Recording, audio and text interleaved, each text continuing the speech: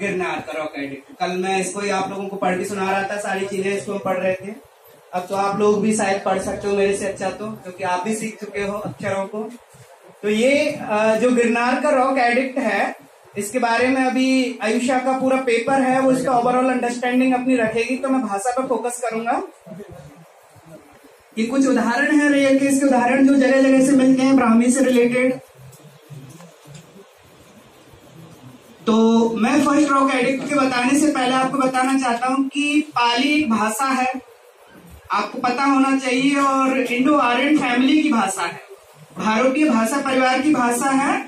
और इसमें जो 43 वर्ण होते हैं टोटल, ये ध्वनियां हैं, आप देख लीजिए, शांत होके सुने। आई आदो 43 वन्ना, आई आदो 43 वन्ना। आचार्य कात्यायन कहते हैं आ इत्यादि 43 वर्ण होते हैं। दसादौ सरा पाली में है, दसादौ सरा आदि के 10 स्वर होते हैं, क्योंकि पाली में वो कहाँ गया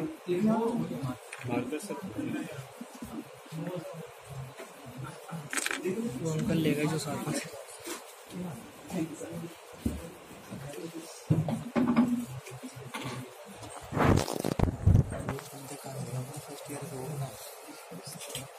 संस्कृत में स्वर लिखेंगे, पाली में सर लिखेंगे, ठीक है ना।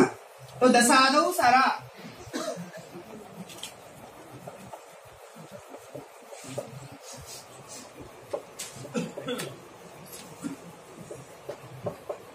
आई आदयो 43 वन्ना का चयन व्याकरण के अनुसार। तो आ इत्यादि जो है वो 43 ध्वनि होती हैं। हमारी संस्कृत में अगर आप जाओगे तो कहीं 60 भी है वैदिक संस्कृत में, तो और पाणिनि व्याकरण में शायद 43 53 के तकरीबन मिलती हैं। तो आदि के जो है 10 स्वर हो गए, और इनमें भी द्वे द्वे सवन्ना, द्वे द्वे सवन्ना। देखो आगे लिखा हुआ है, ये जो आप देख रहे हो, आ ई उ ए ओ। तो ये जो ध्वनि है ये दो द्वे सवर्णा, दोनों परस्पर सवर्ण संज्ञा होती है। और संस्कृत में शायद सवर्ण का अलग अलग डेफिनेशन है।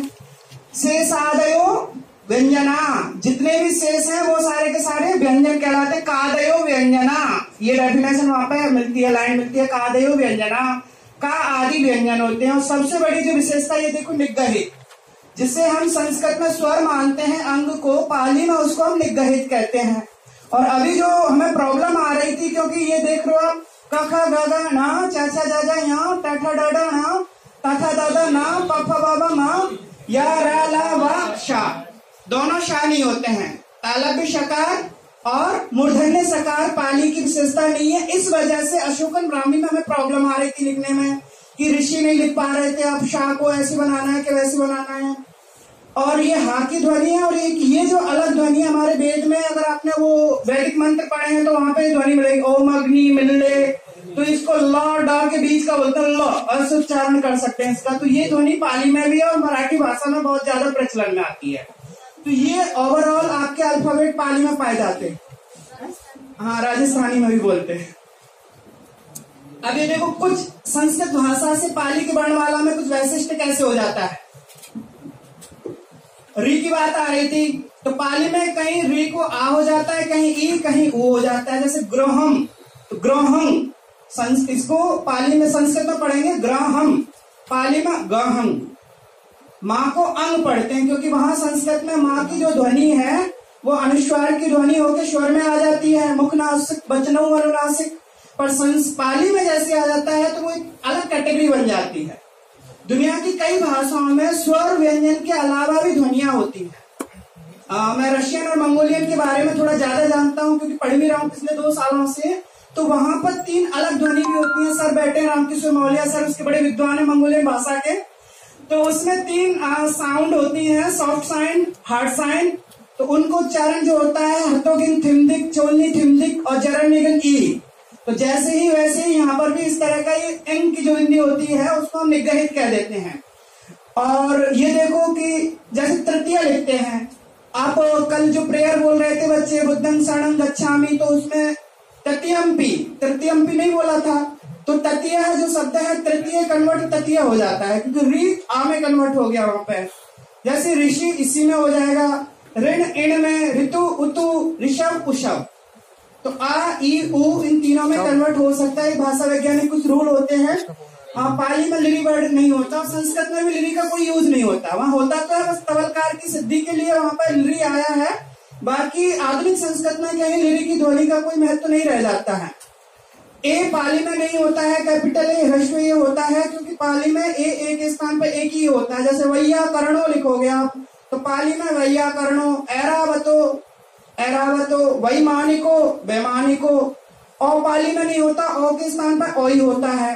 दौवारिका और मूर्धन्य सकार तालव्य सकार के स्थान पर दंत सकार। पाली में विसर्ग नहीं होते, अनुस्वार को निग्रहित कहा जाता है। और ये सारी चीजें थोड़ी अलग अलग ध्वनियां इसमें होती हैं। तो अब एक चीज अगर आप इस अभिलेख को देखें, ये जो हमने अभिलेख आपको पढ़ाया था, आपके देखो आपको दिया हुआ है, सभी के पास में ऑलमोस्ट अभिलेख होना चाहिए, वो वाला जो है हमने दिया है।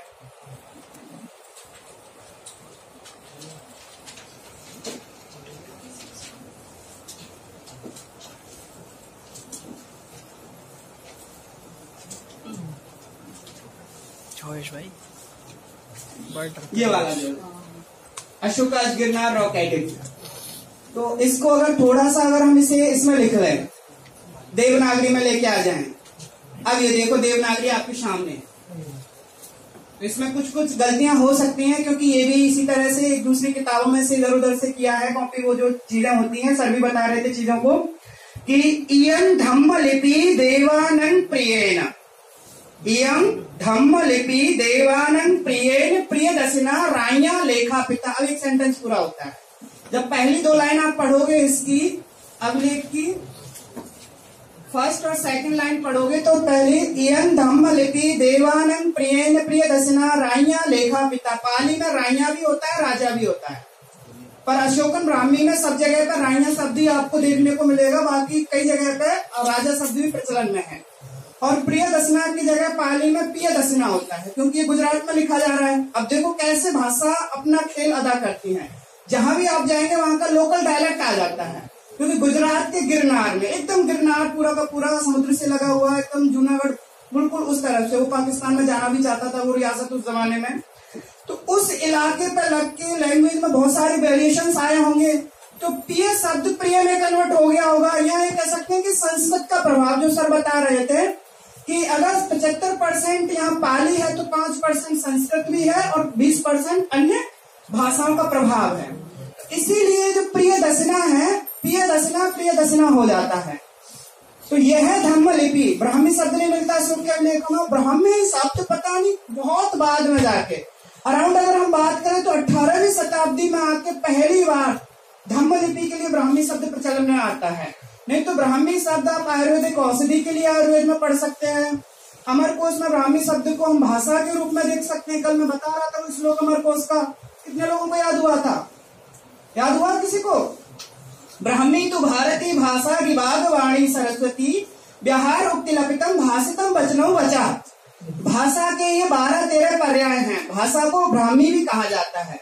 तो भाषा व्यक्त रूप होता है और लिपि लिखित रूप होता है। तो ये लिपि है हम जो पढ़ रहे हैं। अब इसमें नीचे इद का मतलब दह जो हा जो है कहीं धा में कन्वर्ट होता है, धा कहीं हा में कन्वर्ट होता है पाली में। यह न किंग जीवम आरभित्वा, आज से आरंभ करके जब से धम्म लिपि लिखवाई जा रही है, ब्राह्मी लिपि लिखवाई जा रही है। प्रजुहितव्यम, यज्ञ नहीं करने चाहिए। न च समाजो कर्तव्यो, कर्तव्यो संस्कृत में होता है क्योंकि रा ऊपर जाएगा तो फिर पाली की वेरिएशन आएगी, इसलिए हटा दिया। कोई समाज भी नहीं करना चाहिए। समाज का मतलब बच्चे तो जानते होंगे कई सारे। कोई बताएगा समाज का मतलब क्या होता है? ब्रह्मजीत, सौरभ, ऋषि, समाज।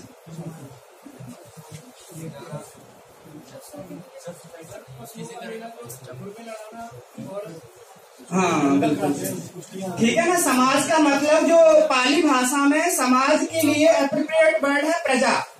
और सम्राट अशोक अपनी जनता के लिए प्रजा शब्द यूज करता है कि मेरी प्रजा में। वो जब भी बोलता है मैं प्रजा, मेरी प्रजा में, इस तरह से बोलते हैं। और समाज का मतलब पशुओं को लड़ाना। और इसीलिए अरस्तु ने वो बात भी बोली है, देखो कितनी सही है। अरस्तु के जमाने में भी समाज शब्द man is a social animal, उस जमाने में भी समाज शब्द उसी सेंस में यूज होता रहा होगा। और पाली क्योंकि समकालीन ही है, अशोक के अभिलेख और अरस्तु का समय ज्यादा लंबा चौड़ा नहीं, दोनों का समकालीन समय है। तो वो जो सोशल एनिमल का कॉन्सेप्ट रख रहे हैं, सम्राट अशोक अपने अभिलेखों में भी सोसाइटी शब्द का मतलब क्या बता रहे हैं, पशु मेला, पशुओं को लड़ाना इत्यादि। तो वो उसका बैन करते हैं कि मेरे राज्य में सारी चीजें ना हो। बहुकम ही दोषम समाजम ही पसती, समाज में, समाजम्मी, ये हमारे वैदिक संस्कृत में भी प्रयोग मिलते हैं, समाजम्मी, समाजे भी, इस तरह के। तो समाज में बहुत से पसती पश्यति, संस्कृत में पश्यति हो जाएगा। देवानाम प्रिय प्रियोदशी राजा, इनमें बहुत सारे दोष देखते हैं, देवताओं के प्रिय प्रियदर्शी राजा अशोक। और प्रियस प्रियदर्शिनो रायो पुरा महान सम्मी देवानाम प्रियस प्रिय प्रियदर्शिनो रायो अनुदिवसम बहुनि प्राण सत सहस्राणी आरविशु सुपाथाय, उनके भोजन के लिए, सुपाथाय भोजन के लिए जो बहुत सारे पशुओं को रात दिन मारा जाता है।